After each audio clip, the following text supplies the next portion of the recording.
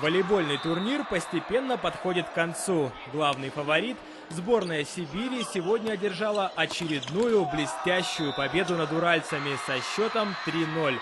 Как признаются сами сибиряки, своим успехом они обязаны тренеру. Евченко Игорь Петрович, он нас многому научил за это время. Все время мы старались его секретом, что ли, волейбола, предпочтения какие-то приносить, опытом. Он все-таки много играл.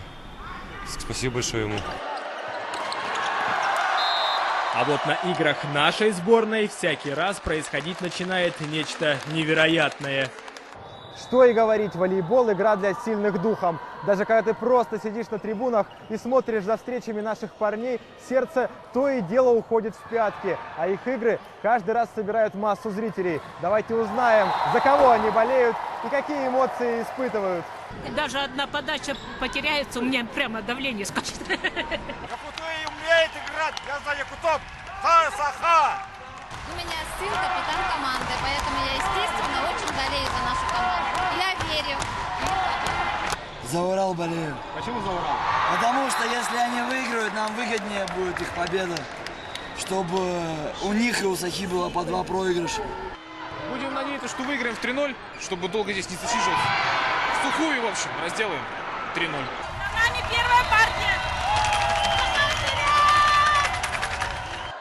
Ну что же, быть может, выиграли наши и не в сухую, но сборная Урала эту игру запомнит еще надолго. Под неистовые крики наших болельщиков Якутия продолжала забивать и забивать.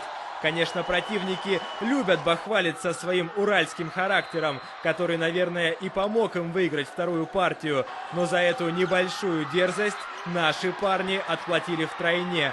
Именно с таким счетом 3-1 они одержали очередную победу, за которую в первую очередь благодарят своих болельщиков. Вы просто молодцы, спасибо большое за вашу поддержку, мы вам всем очень благодарны. Махтал! Впереди еще 2 дня соревнований. Как признаются наши ребята, они играют только за 2-е место, которое определит их встреча с Туркменистаном. А вот сборная Сибири, не потерпев ни одного поражения, стала почти недосягаема для наших красавцев.